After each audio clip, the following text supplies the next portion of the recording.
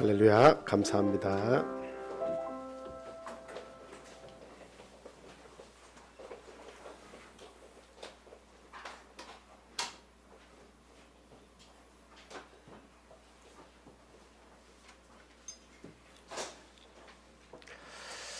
예수 그리스도 이름으로 하나님 말씀 전하겠습니다.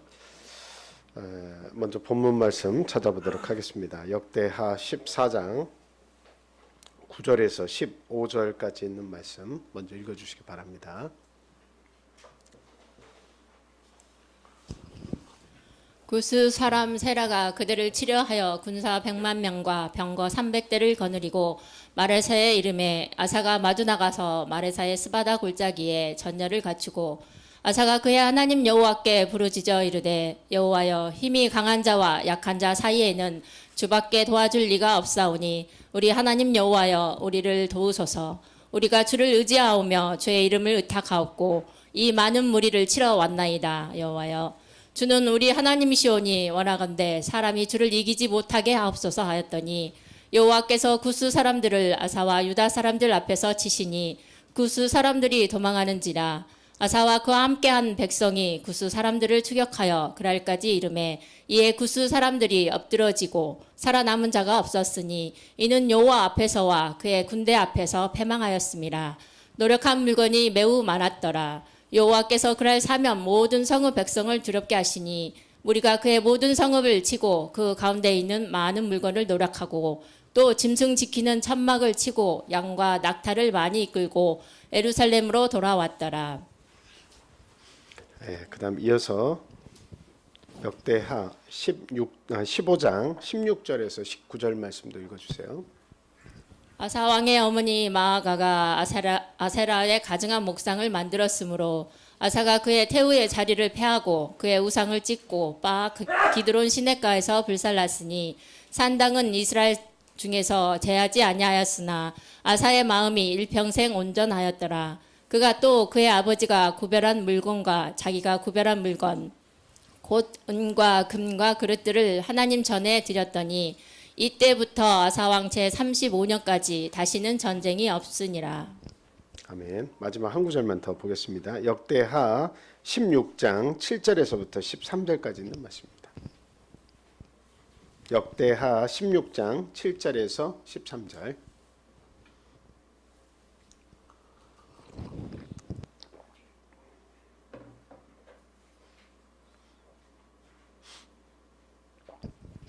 그때 선견자 하나니가 유다 왕 아사에게 나와서 그에게 이르되 왕이 아람 왕을 의지하고 왕의 하나님 여호와를 의지하지 아니하였으므로 아람 왕의 군대가 왕의 손에서 벗어났나이다.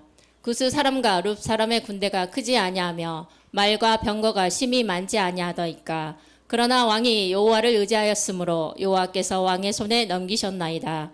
여호와의 눈은 온 땅을 두루 감찰하사 전심으로 자기에게 향하는 자들을 위하여 능력을 베푸시나니 이 일은 왕이 망령되이 행하였은즉 이후부터는 왕에게 전쟁이 있으리이다 하매 아사가 노하여 선견자를 옥에 가두었으니 이는 그의 말에 크게 노하였음이며 그때 아사가 또 백성 중에서 몇 사람을 학대하였더라. 아사의 처음부터 끝까지의 행적은 유다와 이스라엘 열왕기에 기록되었니라. 아사가 왕이 된 지 39년에 그의 발이 병들어 매우 이독했으나 병이 있을 때 그가 여호와께 구하지 아니하고 의원들에게 구하였더라. 아사가 왕위에 있은 지 31년 후에 죽어 그의 조상들과 함께 누우매. 아멘. 오늘 본문 말씀을 통해서 우리 한 해를 돌아보는 시간을 이렇게 갖고자 합니다. 한 해 동안 저희들이 살아오면서 흑자를 냈는지 적자를 냈는지 한번 신앙 안에서 우리를 한번 돌아보시기 바랍니다. 좀 남음이 있었습니까? 남음이 있었어요? 아니면 많이 마이너스가 된 신앙이었습니까? 이렇게 돌이켜보면 나름대로는 내가 열심을 내지 못했다.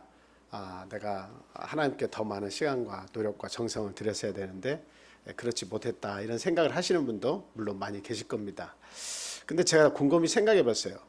어떤 것이 흑자 인생이고 어떤 것이 적지 않은 인생인가라는 것을 이렇게 곰곰이 생각을 해봤는데, 우리 성도님들은 감사하게도 제가 볼 때는 흑자 인생을 한 해 동안 사셨다, 이렇게 저 나름대로 결론이 내어지더라고요. 저희들이 물론 많이 남기면 좋습니다. 이 신앙이라고 하는 것은 하나님께 드리는 것은 많이 남으면 남을수록 내가 많이 드린 것일수록 더 좋은 건 당연하겠죠. 그런데 우리가 하나님을 알지 못하는 사람들을 생각해보고 하나님을 내가 선택해서 살아가는 내 삶을 이렇게 비교해 보면 어떤 것이 흑자 인생이냐? 일단 하나님을 알고 하나님 안에서 사는 것 자체가 그게 흑자 인생이라는 거예요.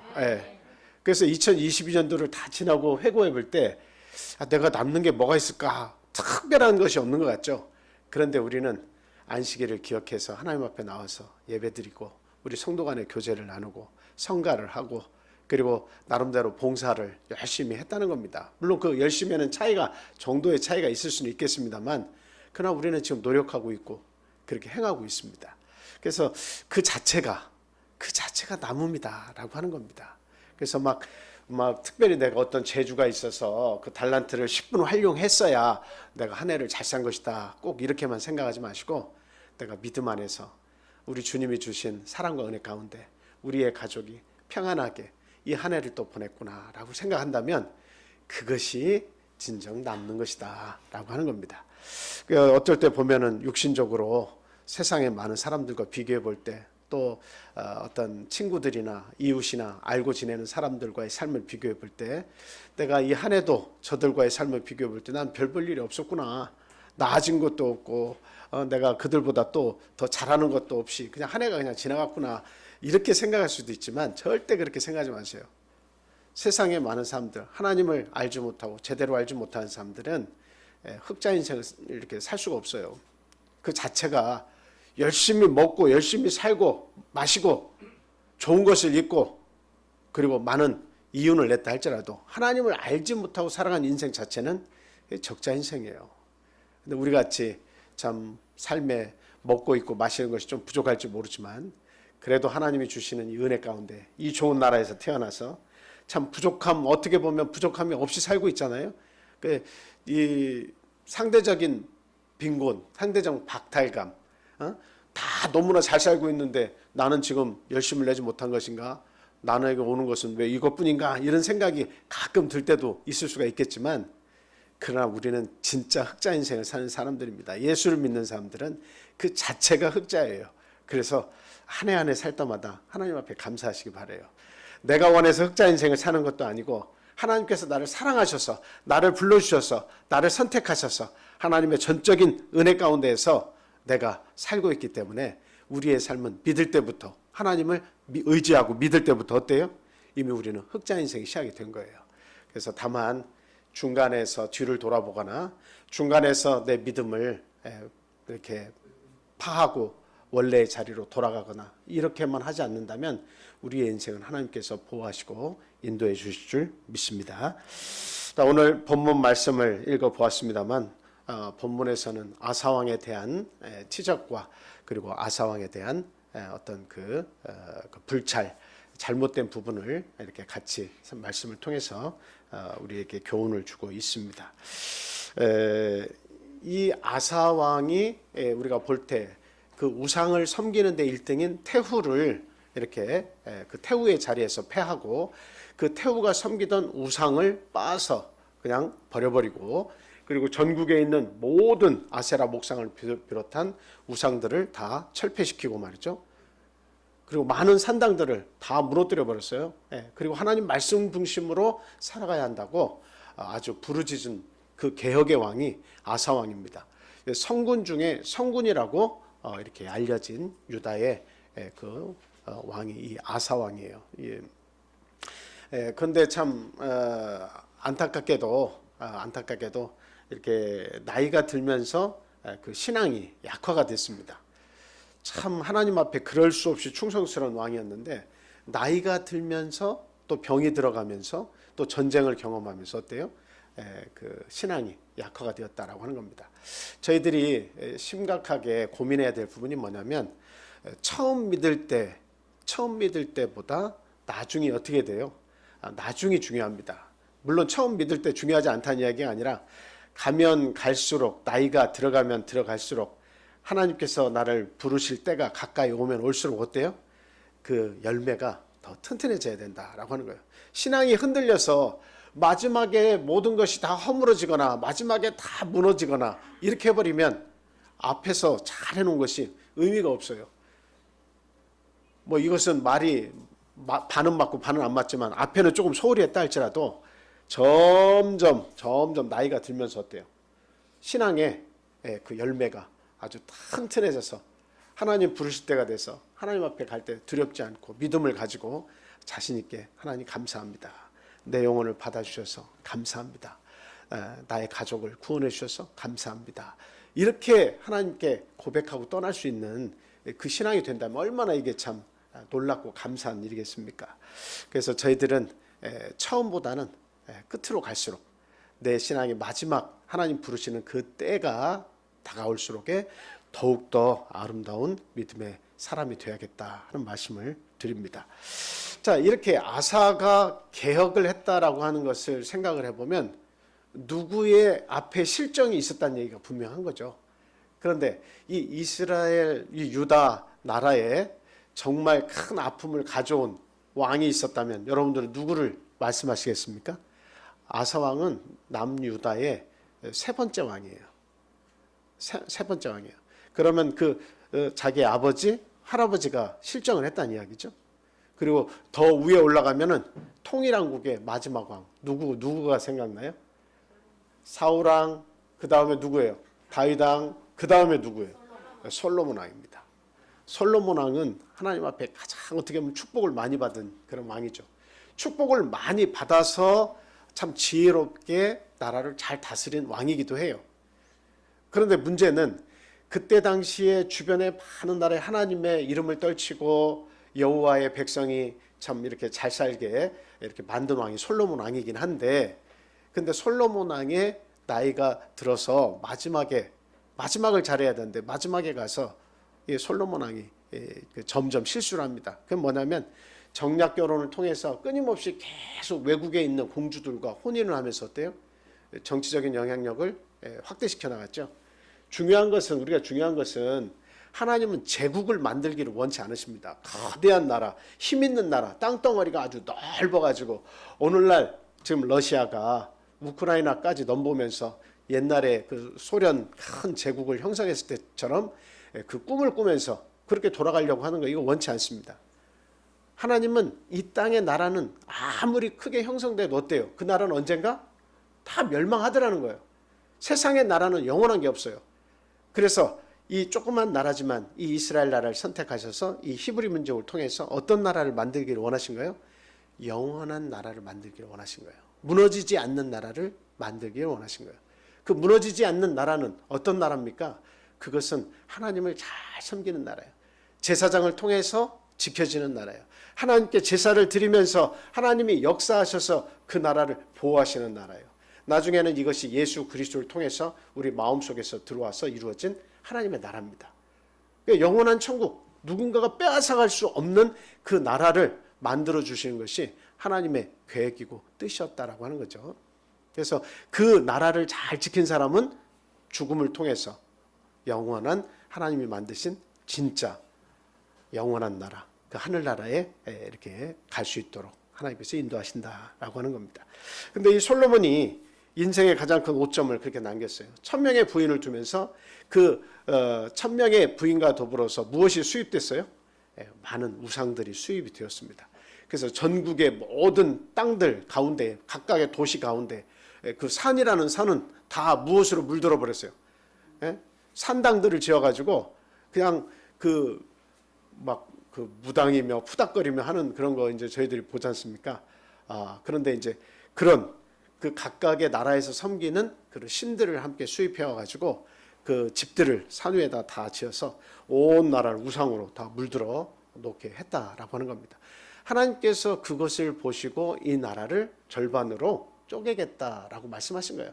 솔로몬 때 당장 쪼개고 싶었지만 그 솔로몬의 아버지인 다윗이 너무나도 나와 참 마음을 합해가지고 너무나 내 마음에 흡족한 왕이었기 때문에 그 아들 때에는 나누지 못하고 그 솔로몬의 아들 르호보암 때 이 나라를 나누었습니다. 그리고 나서 르호보암 다음에 그 아비야가 아비암이라는 두 번째 왕이 있고 그 다음에 아사 왕이에요. 그러니까 지금 솔로몬 때 이미 어때요? 이미 온 나라가 우상으로 이게 막 발전되니까 왕이 그러니까 앞서서 그러니까 어떻게 하겠어요? 백성들은 아이고나 이게 웬 떡이냐 하고 그냥 막 사람들은 그 죄를 지을 때 그 처음에는 무서워서 죄를 이렇게 가까이 안 하려고 하지만 그러나 왕이 앞장서서 뭐 그 우상을 섬기고 그 죄를 범하는 데에서 아주 담대해지면 야 너희들도 다 섬겨도 돼. 만약 이렇다면 어떻겠어요? 왕도 섬기는데 뭐 왕도 잘못하는데 뭐 우상을 섬기는데 앞장서는데 우리쯤이야 하면서 막 폭발적으로 우상을 섬기는데 앞장서겠죠. 잘못된 것은 아주 한순간에 퍼집니다.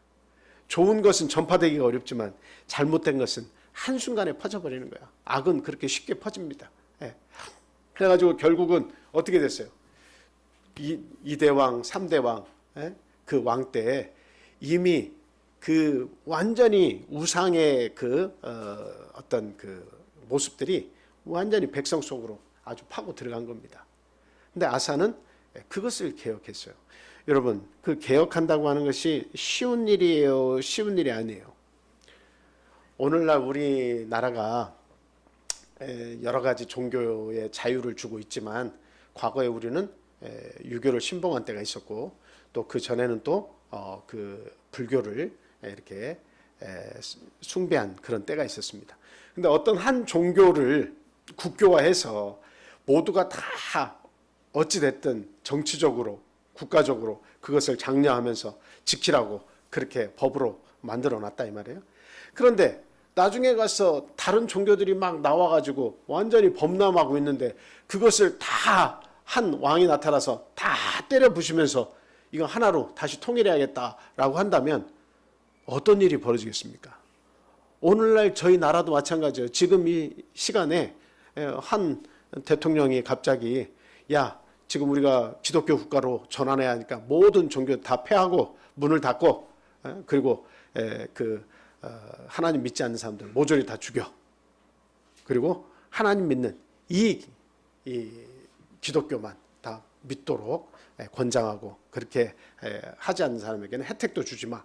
만약에 이렇게 한다면 얼마나 많은 이 세상에서의 그 아픔과 여러 가지 막 사고와 사건이 막 벌어지겠습니까? 그렇지 않겠어요? 이게 쉬운 일이 아니에요. 우리가 생각할 때 아사 왕이 성군이고 신앙을 개혁한 아주 으뜸의 군주였다. 하나님 보시기에는 아주 흡족했다. 이렇게 말씀은 우리가 들었지만 그러나 실제적으로 그것을 시행하는 왕의 입장에서는 보통 고통된 일이 아닙니다. 쉬운 일이 아니에요. 목숨을 걸고 해야 되는 것이 이게 신앙의 개혁이다라고 하는 겁니다. 그래서 전국에 퍼져 있는 이방신의 제단 얼마나 많았습니까? 그 제단, 산당, 아세라, 목상 이런 것들을 일시에 없애버렸습니다. 그리고 우상의 1등이라면 태우도 필요 없다. 다 죽여버려라. 폐위시켜버렸습니다. 죽이지 않고 폐위시켰어요. 그리고 전국의 여호와를 구하며 율법과 계명을 지키도록 우상에 일그러진 백성들의 마음을 여호와 신앙으로 돌이켜줬습니다. 그리고 그 일들 외에도 국방을 아주 튼튼히 한 그런 왕입니다. 허물어진 성벽을 재건했고요. 그리고 그 성벽을 보통 때보다 더 튼튼하게 이렇게 쌓은 왕이 이 아사 왕입니다. 그래서 이 충성된 아사 왕에게 하나님께서 많은 축복과 은혜를 주셨는데 다른 말씀은 다 필요 없고 뭐라고 돼 있어요? 35년까지 전쟁이 없었다 이렇게 얘기하고 있습니다. 평안한 삶이 이어졌다라고 하는 거예요. 근데 이제 저희가 여기서 그 35년 그 아사왕 35년 이런 표현이 있고 아사왕 36년에 그 이디오피아가 쳐들어왔다, 세라 왕이 쳐들어왔다 이렇게 되어 있는데요. 그 말씀은 나중에 열왕기상과 비교해 보시면 알겠지만 이스라엘이 그 그 유다 왕국 아버지 할아버지 때죠. 1대 2대 그때 그 북왕국 남왕국에서 남왕국이 시작된 때부터 해서 35년째, 36년째 이렇게 계산하는 것이 맞는 것 같습니다. 왜 그러냐 하면은 열왕기상에 이렇게 보면은 그 바하사 북왕국 이스라엘이 쳐들어오는 시점을 이렇게 그 보면은 그 아사왕 3년에 바하사가 등극을 합니다. 그렇죠? 그런데 20 몇 년 동안 왕이 되는데 지금 만약에 35년, 36년째 쳐들어오면 바하사 왕이 이미 왕에서 내려오고 나서 바하사가 쳐들어왔다는 이야기가 돼요. 그러니까 사실상은 그 시간이 안 맞아요. 그래서 여기 모든 학자들은 볼 때 그 남쪽 유다 왕국이 시작이 됐던 할아버지 아버지의 그 20년 기간 플러스 15년, 그러니까 20년하고 15년 합하면 35년이죠. 그래서 그때까지 평안했다라고 이렇게 표현을 하는 것이지, 사실상 아사가 왕이 되고 나서 35년 동안의 그 이야기는 아니다. 그러면 이미 바하사가 왕에서 내려오고 난 이후인데 몇 년이 지난 후인데 그때 바하사가 다시 쳐들어온다는 건 말이 아니잖아요. 그래서 여기서 35년이라고 하는 것은 애초부터 남유다가 시작된 때부터 35년이라고 하는 것으로 이렇게 학자들이 얘기한다. 이렇게 이해하시고 들으시면 되겠어요. 그래서 실제로 아사가 왕에 등극하고 나서 15년간 전쟁이 없었어요. 그 전쟁이 없었다는 그 말을 우리는 영적으로 이해를 잘 해야 됩니다.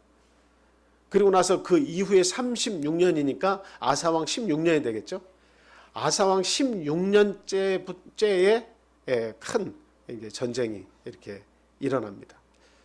그리고 나서 아사에게 여러 가지로 많은 문제들이 발생하는 것을 볼 수가 있습니다.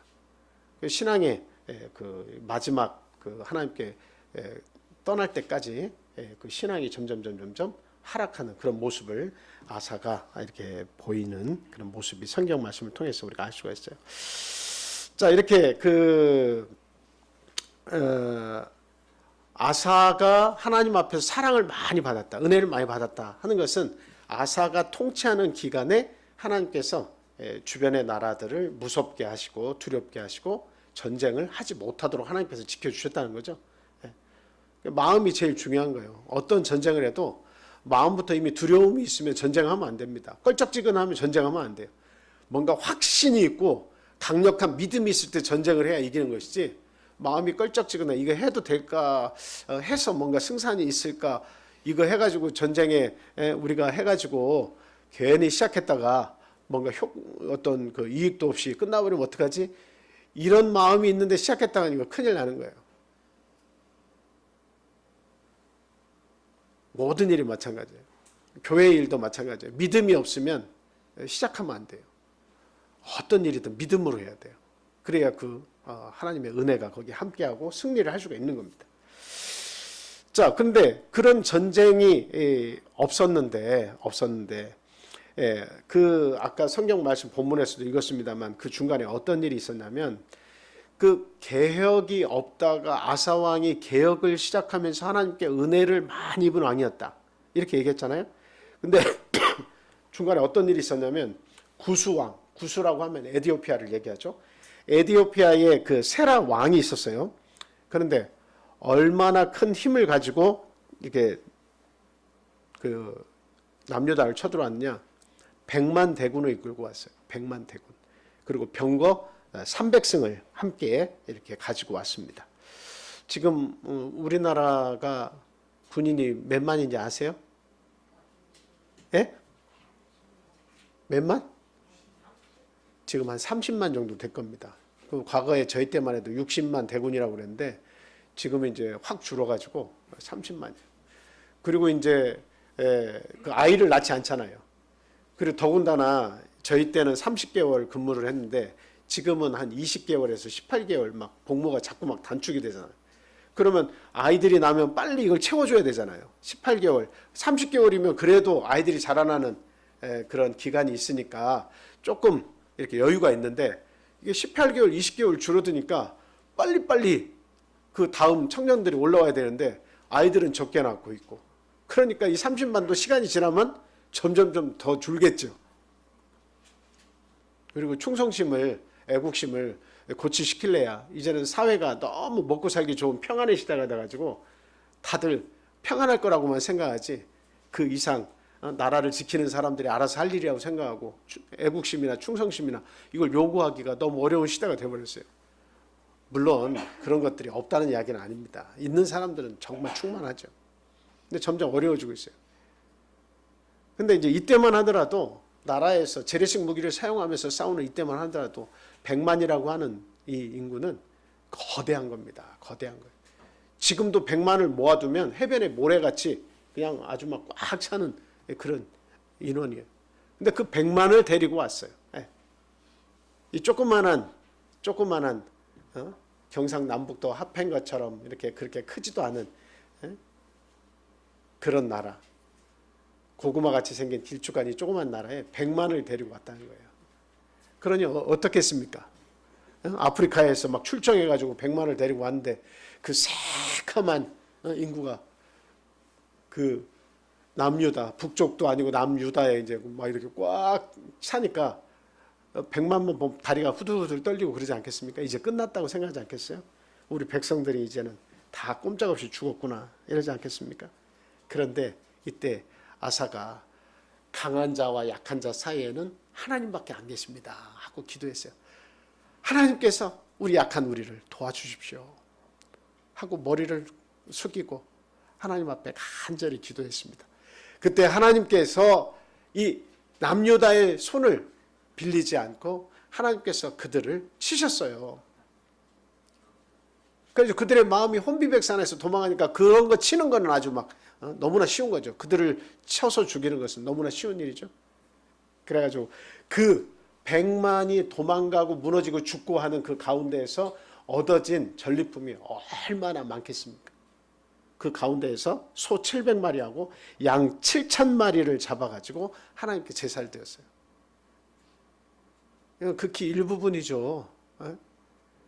그 아프리카에서부터 이렇게 출정을 해가지고 오면서 그 전쟁이 끝날 때까지 먹고 마시고 해야 되는 그 많은 전쟁 물자들 한번 생각해 보세요.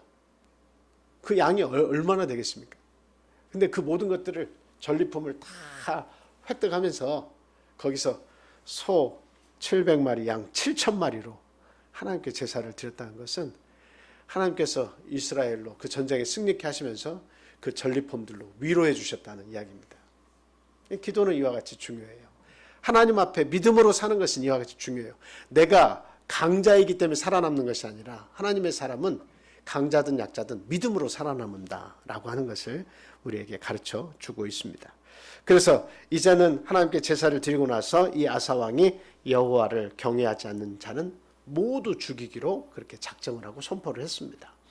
역대하 14장 11절 말씀 한번 읽어주시기 바랍니다. 14장 11절 말씀. 아사가 그의 하나님 여호와께 부르짖어 이르되 여호와여 힘이 강한 자와 약한 자 사이에는 주밖에 도와줄 리가 없사오니 우리 하나님 여호와여 우리를 도우소서. 우리가 주를 의지하오며 주의 이름을 의탁하옵고 이 많은 무리를 치러 왔나이다. 여호와여 주는 우리 하나님이시오니 원하건대 사람이 주를 이기지 못하게 하옵소서 하였더니 아멘. 결과적으로 이런 기도를 통해서 그 건짐을 얻었고 그 전쟁에서 승리를 할 수가 있었다라고 하는 내용이죠. 근데 이제 15년 기간 동안에 그런 사건이 있고 15년 동안에 전쟁이 일어나지 않았습니다. 그 말은 태평성대의 삶이었죠. 하나님께서 지켜주시니까 모든 것이 평안했습니다. 근데 문제는 우리가 항상 생각해야 돼요. 신앙은 언제가 좋아지는 거예요? 언제가 우리의 신앙이 막 올라갈 때입니까? 위기가 닥쳐야 신앙이 막 위로 올라가는 거예요. 하나님을 찾고 하나님 곁에 있으려고 하고 하나님 붙잡고 살려주세요 할 때가 신앙이 올라가는 거예요. 그런데 평안해서 하나님이 축복해서 평안을 주시니까 신앙이 어때요? 자꾸 내려갑니다. 오늘도 평안하니 내일도 평안할 것 같고 그 다음 날도 아무 일도 없을 것 같아. 그런데 내 신앙이 별로 필요가 없어. 그냥 평안하게 지내면 이것이 뭐 하나님께서 나를 지켜주시고 함께 하시니까 뭐 뭘 내가 해야 돼. 그냥 평안하게만 지내는 거예요. 하나님을 안 믿는다는 것도 아니에요. 왕이 하나님을 믿는다고 하면서도 어때요?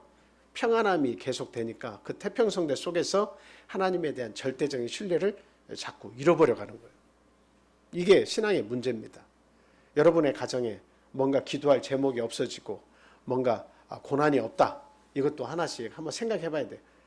그게 다 감사한 일이지만 기도의 제목이 사라지고 너무나 평안해서 내 믿음이 그렇게 막 뜨겁지도 않아지고 그냥 미지근한 상태로 있다라고 하면 우리가 그걸 생각해 봐야 돼요. 이 태평성대가 불러온 신앙의 변질이 이게 아사왕에게 큰 아픔이었다라고 하는 겁니다. 그래서 아사가 통치한 16년째가 돼가지고 어떤 일이 벌어지냐면 북왕국의 바하사라고 하는 왕이 쳐들어옵니다. 쳐들어와요. 바하사는 라마라는 곳에, 라마는 북이스라엘과 남유다의 경계쯤에 있는 베냐민 지파에 속한 성읍인데요. 그곳에다가 그 요새를 건설해 가지고 그 북쪽에 있는 사람들이 남쪽 아사왕과 그 백성들하고 이렇게 자꾸 섞이지 않도록 왔다 갔다 왕래하지 못하도록 그 성읍을 만들어 가지고 경계를 하고 그리고 남쪽을 엿보고 있다가 한번 이렇게 칠 때 요새를 만들어서 그 거점을 통해 가지고 남쪽을 치려고 라마를 막 건축을 하려고 막 애를 썼거든요. 그러니까 이 아사왕은 항상 그것이 참 그 머리에 신경이 많이 쓰였어요. 그래가지고 어떻게 하냐, 그 아람 북쪽에 있는 아람 나라의 베나닷이라고 하는 왕에게 그 보물을 보냅니다. 근데 보물을 보내는데 어떤 보물을 보내냐? 성전 곡간을 열어요. 우리가 성전 곡간을 연다고 하는 것은 하나님의 것이잖아요.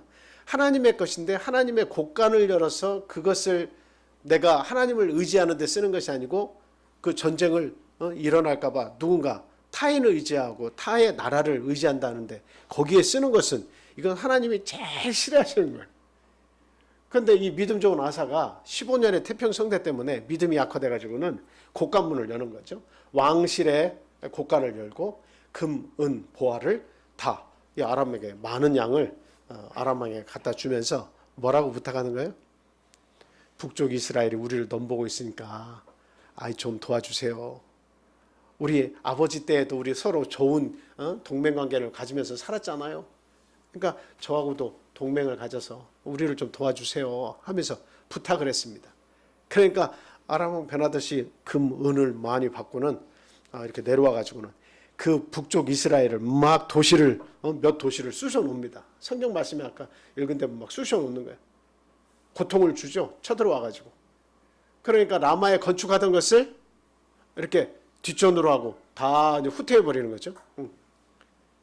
그래서 그때 바하사가 그 북이스라엘이 뒤로 머무르는 것을 보면서 그 라마를 건축하려고 모아놨던 모든 돌과 어떤 건축 재료들을 싹 다 가지고 와가지고 게바, 미스바 이런 지역에다가 그 돌로 성을 건축해서 요새화하는데 사용했습니다.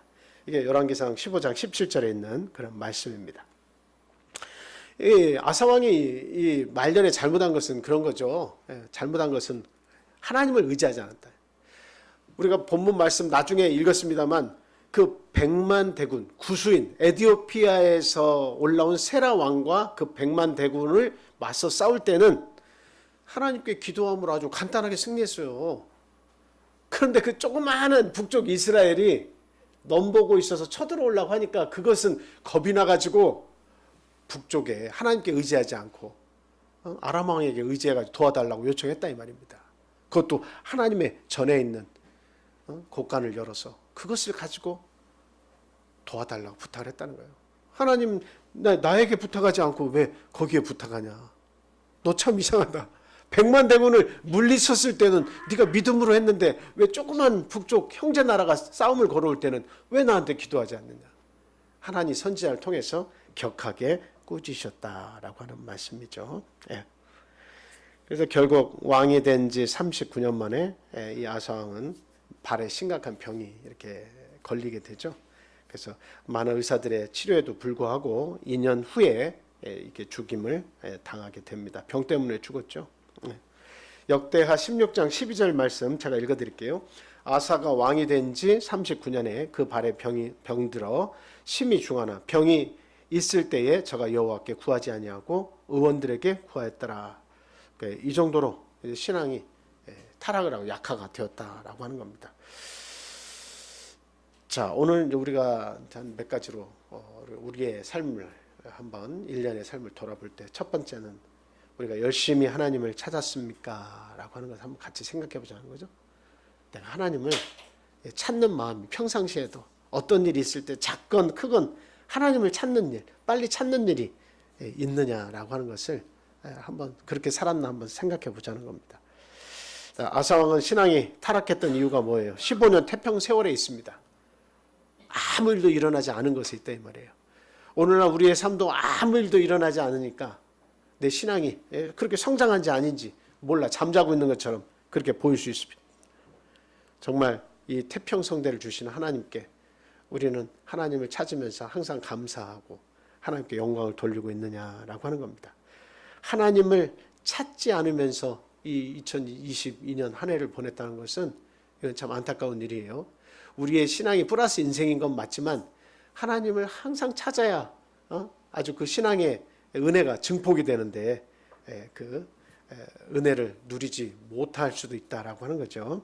그래서 우리 신앙인은 나중에 웃는 자가 되는 게 중요해요. 나중에 지금은 쓴소리도 듣고 내 신앙생활을 선택한 것 때문에 여러 가지 어려움도 겪고 우여곡절을 많이 겪지만 마지막에 가서 웃고 하나님께로 갈 수 있는 그 신앙을 준비하는 것이 대단히 중요하다 하는 것입니다. 자, 그래서 하나님께 늘 축복을 우리가 간구는 하지만 하나님께서 축복을 정작 부어주시면 집이 평안하고 생활에 어떤 부족함이 없게 되면 이렇게 하나님께 대한 신앙이 점점점 줄어드는 경우를 많이 봐요. 내가 물론 기도해서 받았지만 그 축복이 평탄하면 어때요? 하나님을 찾지 않는 경우가 점점 많이 나타나게 된다는 거죠. 예. 그 이스라엘 백성들도 광야를 지나서 젖과 꿀이 흐르는 가나안 땅에 딱 들어갔잖아요. 젖과 꿀이 흐르는 땅에 들어가니까 이제는 막 타락하기 시작했어요. 여호와를 버리고 이방신을 이렇게 섬기는 일들을 아주 막 강력하게 섬기기 시작했다는 거죠. 자, 우리가 참 잘 살게 되는 것을 경계해야 됩니다. 우리의 바람은 먹고 있고 마시는 것에도 좀 풍족하게 주시기를 바라지만 그러나 잘 살게 될 때 자칫 잘못하면 신앙이 이렇게 약화된다는 거, 이것을 경계해야 되겠다라고 하는 거예요. 잘 살게 해주세요, 잘 살게 해주세요 하지만 정작 잘 살면 평안하면 예배도 빠지게 되고 약속들도 많아지고 그것을 막 누리다 보면 내 신앙이 어디로 도망간지 알지 못하게 되는 경우가 굉장히 많습니다. 지금 유럽에 가보고 또 저기 뭐 교회가 있는 데는 다 마찬가지예요. 과거에는 그렇게 열심을 품고 교회를 열심히 짓고 성도들이 막 많이 모여들었는데 지금 유럽 가보시면 어때요? 술집, 바로 개조가 된 데가 있고 또 이렇게 잠자는 게스트 하우스로 바뀌어가지고 그리고 일요일만 그 문을 열어서 소수의 사람들이 뭐 예배를 드리는 정도지 이게 다 변질이 다 돼버렸다라고 하는 겁니다. 왜 그래요? 먹고 입고 마시기 평안한 세월이 많이 찾아오면 신앙이라는 것은 우리의 곁을 막 떠납니다. 가장 무서운 함정이 평안이다라고 하는 것을 우리가 알고 평안할 때 하나님을 더욱더 열심히 찾는 저와 여러분이 되셔야겠습니다. 자, 두 번째는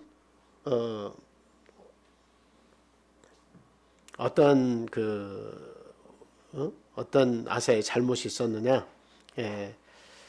그거는 왕이 타락한 문제는 뭐냐면 인간적인 방법을 사용했다라고 하는 겁니다. 우리가 한 해를 또 돌아볼 때 내가 하나님의 생각과 하나님의 어떤 뜻의 입장에서 생각하지 않고 내가 원하는 방법으로 인간적인 방법으로 모든 문제를 처리한 건 아닌가, 이런 것들을 한번 반성을 해봐야 되겠습니다. 신앙을 잃어버렸다라고 하는 것은 기도하는 법을 잃어버렸다라고 하는 말과 똑같습니다. 왜냐하면 기도하지 않아도 이루어진다라고 하는 그런 잘못된 믿음이 들어오는 거예요. 기도하지 않아도 되던데 뭐 내가 굳이 하나님 앞에 기도하지 않아도 먹고 살기에 평안하던데 뭐 부족함이 없던데 뭐. 근데 내가 여기서 더 기도해서 뭘 더 받겠어. 그냥 이렇게 살아도 그냥 내 복이다 하고 살면 되지. 그러니까 믿음 생활을 했어도 평안함이 계속 오면 신앙적이지 않는 모습들이 자꾸 자라나는 거예요. 그래서 이디오피아 이 세라 왕이 쳐들어왔을 때 어떻게 대처했어요? 그냥 즉각적으로 어떻게 해요?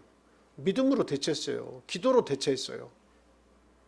그 결과는 너무도 하나님께서 이스라엘 손, 유다의 손을 번쩍 들어주시면서 승리하도록 하고 전리품을 아주 그냥 그 벌벌 떨었던 마음의 위로로 하나님께서 선물을 주셨잖아요. 그런데 믿음이 없어지니까 인간의 생각이 작용하기 시작하는 거예요. 북쪽 이스라엘이 라마성을 건축하면서 곧 쳐들어올 기세가 되니까 아람 왕 베나다드에게 도움을 요청하는 거죠. 하나님이 더 크신데 조그마한 그 형제 나라에서 치려고 하니까 겁이 벌쩍 나니까 성전 곳간을 열어서 하나님께 기도하면 될 일을 하나님의 곳간을 열어서까지 그것을 갖다 바치면서 하나님 도와주세요가 아니라 아람 왕 베나다시여 우리 아버지와 이 나라는 동맹의 관계였으니까 우리를 도와주세요 라고 할 정도로 인간적인 생각이 먼저 앞선 거예요. 작은 일에 인간적인 생각으로 그 두려움 때문에 어때요? 앞서는 거죠. 우리에게도 이런 그 인간적인 생각이 앞서서 많은 일들을 2022년도 한 해 이렇게 처리하거나 그렇게 감당한 그런 경험들이 없나 하는 것을 우리가 한번 생각해 봐야겠다라고 하는 겁니다. 자, 그래서 하나니 선지자가 유다 왕에게 나와서 이렇게 아주 꾸짖는 그런 부분이 있습니다. 역대하 16장 7절에서부터 9절에 있는 말씀 한번 읽어주시기 바랍니다. 역대하 16장 7절에서 9절. 그때 선견자 하나니가 유다 왕 아사에게 나와서 그에게 이르되 왕이 아람 왕을 의지하고 왕의 하나님 여호와를 의지하지 아니하였으므로 아람 왕의 군대가 왕의 손에서 벗어났나이다.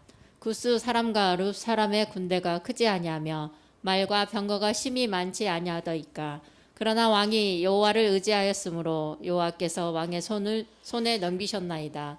여호와의 눈은 온 땅을 두루 감찰하사 전심으로 자기에게 향하는 자들을 위하여 능력을 베푸시나니 이 일은 왕이 망령되이 행하였은즉 이후부터는 왕에게 전쟁이 있으리이다 하매. 예, 이 일은 왕이 망령되이 행하였다. 이 일은 뭔 일을 얘기하는 거예요? 북이스라엘이 북쪽 이스라엘 형제 나라가 남쪽으로 침입한 그 전쟁을 일으킨 그 내용을 얘기하는 겁니다. 이때 하나님은 전심으로 주를 향하는 자기를 하나님께 향하는 자를 위해서 하나님께서 능력을 베푸시는데 이 일은 하나님께 전심으로 그 마음을 향하지 않았다는 겁니다. 하나님께 구하지 않았다는 거예요. 그리고 인간의 생각으로 이 전쟁을 막으려고 했다는 겁니다. 그래서 이후로부터는 왕에게 뭐가 있으리라? 전쟁이 있으리라. 이 전쟁은 앞에서도 얘기 드렸지만 영적으로 의미를 우리가 잘 생각해야 돼요.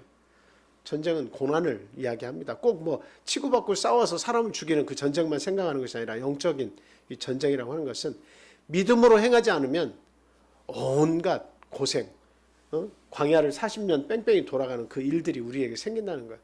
바로 가면 사흘길인데 이게 뭐 뺑뺑 돌아가는 40년을 이렇게 돌아야 되는 그런 길. 그 길을 우리도 걸을 수 있다라고 하는 겁니다. 그럼 믿음으로 하나님께 구하는 것이 대단히 중요해요. 하나님을 진짜 나의 구세주고 하나님께서 온 천지 만물, 우주 만물을 지으신 창조자로 여긴다면 그분과 함께 하면서 어떤 일이든 하나님께 말씀드리면서 살아가는 것이 이게 복된 인생이에요. 내 생각을 위주로 살아가면 뺑뺑 돌아갑니다. 이 전쟁이 오늘날 영적인 우리에게도 일어나는 거예요. 고생과 두려움과 눈물과 고통이 우리의 삶 속에 올라오는 겁니다. 그래서 내 생각대로 살려고 하지 말고 하나님께 기도하면서 살자라고 하는 겁니다. 그래서 사람이 떡으로만 살 것이 아니요 하나님의 입으로 나오는 모든 말씀으로 살 것이니라. 말씀으로 사는 것이 굉장히 중요해요. 나의 의인은 믿음으로 말미암아 살리라. 뒤로 물러가면 내 마음이 저를 기뻐하지 아니하리라. 이런 말씀도 있죠. 결국은 어때요? 하나님 말씀 가지고 붙들고 살아야 돼요. 잠언 3장 5절에서 7절 말씀 읽어드리겠습니다. 너희 마음을 다하여 여호와를 의뢰하고 내 명철을 의지하지 말라. 너는 범사에 그를 인정하라. 그리하면 내 길을 지도하시리라. 스스로 지혜롭게 여기지 말지어다. 여호와를 경외하며 악을 떠날지어다. 하나님 의지하지 않고 세상 의지하고 세상 사람들 의지하고 내 지혜와 지식 의지하면 그게 악입니다.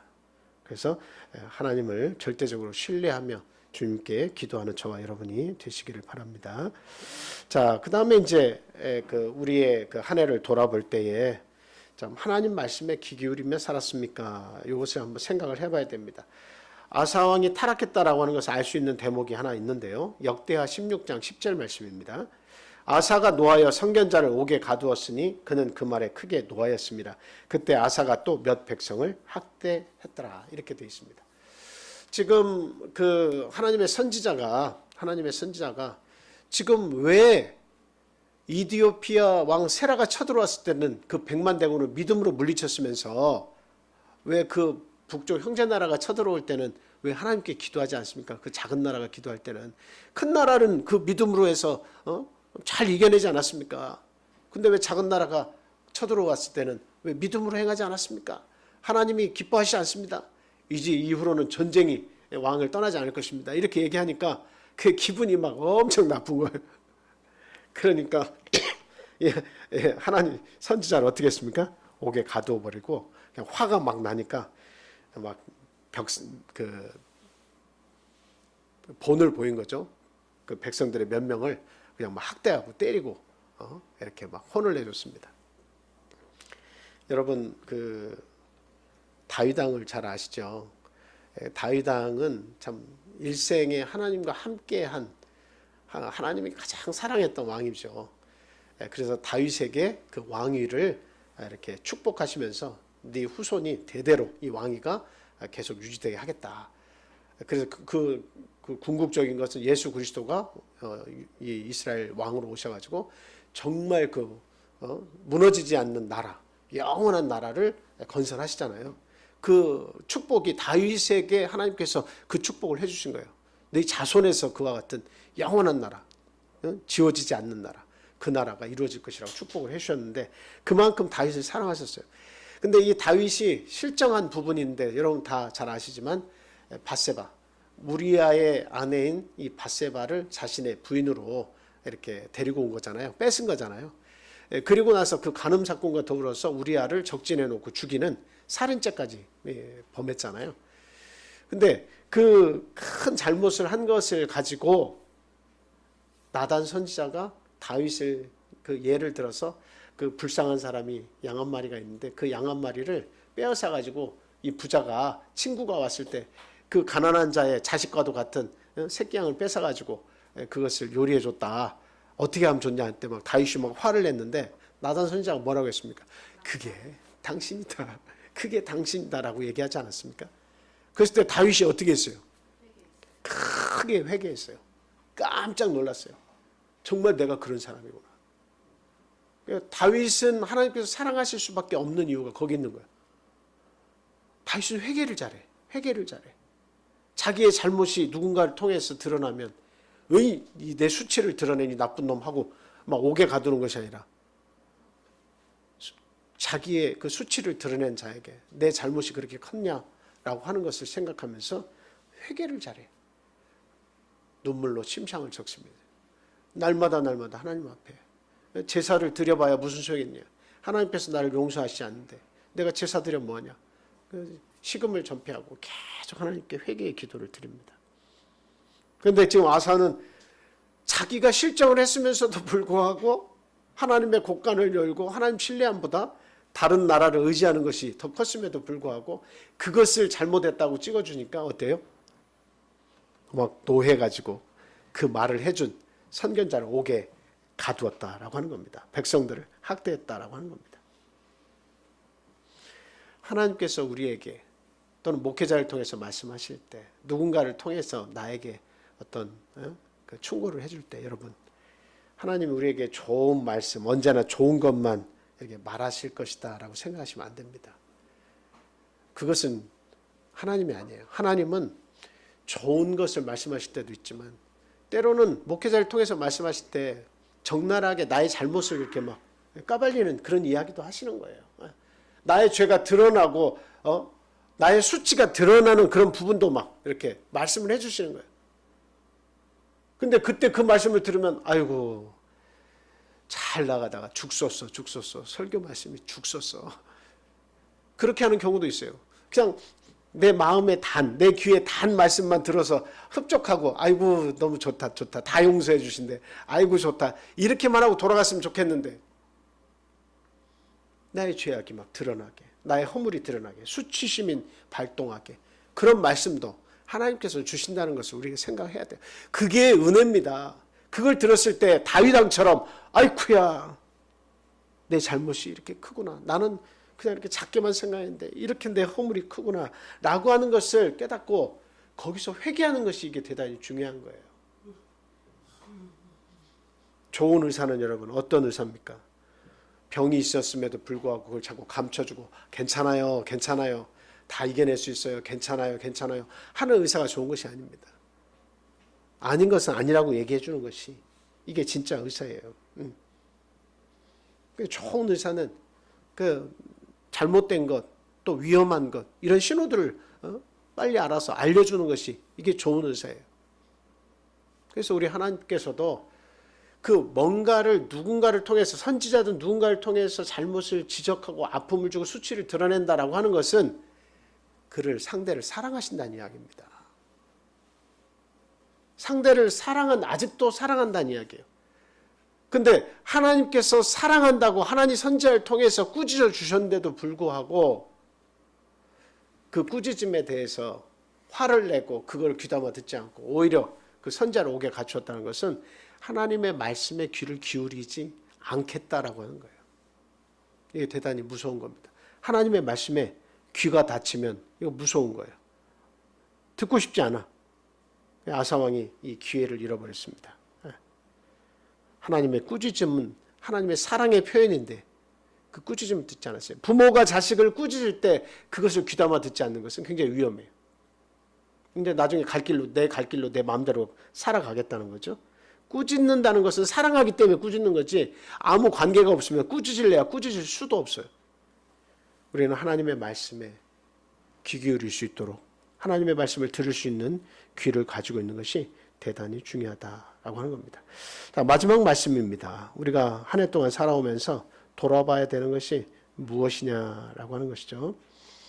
한 해 동안 하나님을 가까이 하면서 기도하며 살았는지 한번 우리의 삶을 돌아봐야겠다라고 하는 겁니다. 아사왕은 기도하지 않았습니다. 나이가 들면서 기도하지 않았습니다. 그가 발에 병이 들어서 병이 점점 심해졌죠. 근데 그 하나님을 찾으면 될 일인데 하나님께 찾지 않고 의원들을 찾았어요. 그래서 열심히 치료했습니다. 여러분 성경에 의사에게 치료받아서는 안 됩니다. 그건 신앙이 아닙니다. 이런 말이 있어요 없어요? 그런 말은 없습니다. 마가복음 2장 17절 말씀에 보면 예수께서 들으시고 저희에게 이르시되 건강한 자에게는 무엇이 쓸데없고 의원이 쓸데없고 병든 자에게라야 쓸데있느니라. 그러면서 내가 의인을 부르러 온 것이 아니요 죄인을 부르러 왔다 이렇게 얘기하시죠. 근데 여기에 뭐 핵심은 아닙니다만 병든 자에게는 의원이 필요하다라고 하는 이야기예요. 병든 자에게는 의원이 필요하다. 그래서 하나님께서 의원도 주신 거예요. 근데 문제는 뭐냐? 의원들을 찾아가지만 정말 겸손한 의원들은 그 의원이 다 이렇게 해서 나서줬다고 해도 그 의원에게 정말 당신 이거 나서주셔서 감사합니다. 당신 이거 나설 수 있습니까? 뭔가 이런 질문이나 나선 후에도 감사하다고 얘기하면 나는 낫기 위해 최선을 다했을 뿐이지 하나님께서 그걸 나서주신 겁니다. 신께서 그것을 나서주신 겁니다. 어떤 수술에 들어갈 때도 꼭 좀 이것을 치료해서 그 병의 근원을 깨끗이 좀 치료해 주세요. 나는 최선을 다할 뿐이지 신이 하십니다. 하나님께서 하십니다. 이게 겸손한 의원이에요. 그러니까 모든 것이 사실은 하나님께 달린 거예요. 의술도 중요하지만 그 의술 위에는 하나님이 계신 거예요. 하나님 살리시냐 살리시지 않느냐 하나님께서 하시는 일인데 결국 하나님이 바라시는 것은 기도하고 치료받으면 된다 이 말입니다. 기도해라. 근데 기도 없이 하나님 의지하지 않고 세상 것만 의지하는 것은 그것은 절대 신앙적이지 못하다라고 하는 겁니다. 그런데 이 아사왕은 아예 나이가 들면서 그 큰 병이 들어서 아프고 다리가 심히 고통스러운데도 불구하고 의원들만 부르기 바빴다는 거죠. 성경 말씀이 아예 그것을 지적하고 있어요. 기도하지 않았다. 기도하지 않았다. 기도하지 않았다. 그래서 결국 2년 뒤에 그 병이 악화돼서 죽임을 당하게 되었습니다. 야고보서 5장 13절에서 16절 말씀 보겠습니다. 자, 우리 같이 읽겠습니다. 야고보서 5장 13절에서 16절. 자, 시작.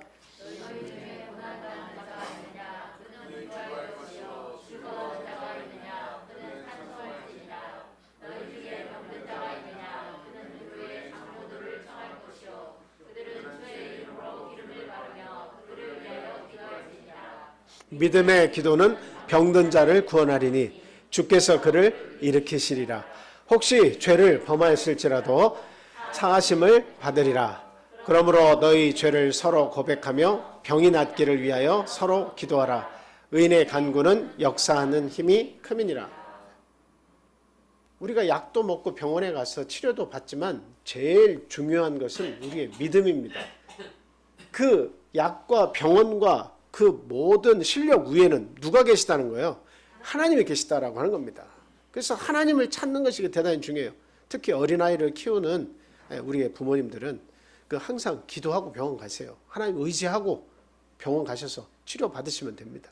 근데 그 믿음 자체가 없어버리면 그 하나님 믿는다고 하는 것이 무슨 의미가 있겠습니까?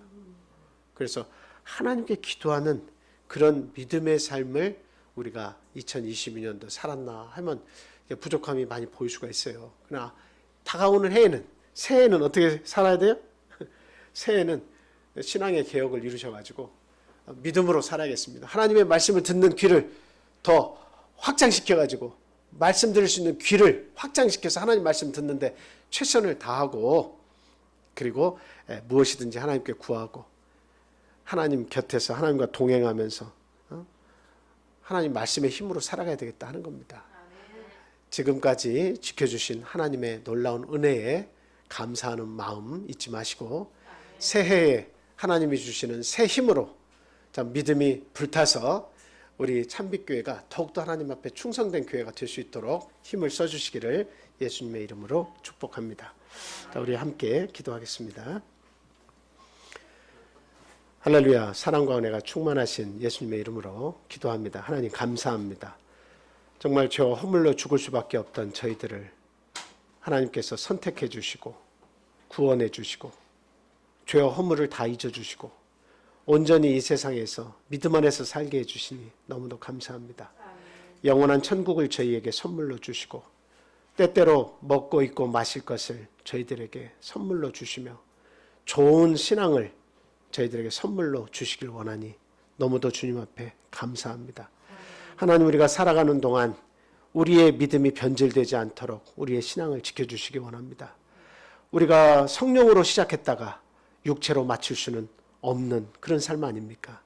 하나님께서 우리를 구원해 주셔서 당신의 몸을 버려서 우리를 구원해 주셨는데 이 귀한 구원을 육신의 욕심 때문에 그것을 이 세상에 팔아넘겨서는 안 되겠습니다.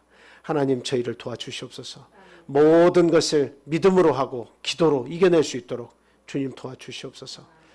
지금 한 해 동안도 하나님의 은혜로 살아왔고 우리가 지나온 모든 과거의 발자취가 하나님의 은혜가 아니었다면 이게 서서 제대로 된 삶을 살 수가 없었을 것입니다. 이제 다가오는 2023년 역시도 하나님이 주신 은혜 가운데 살기를 원합니다. 은혜는 하나님의 말씀에서 나오는 줄로 압니다.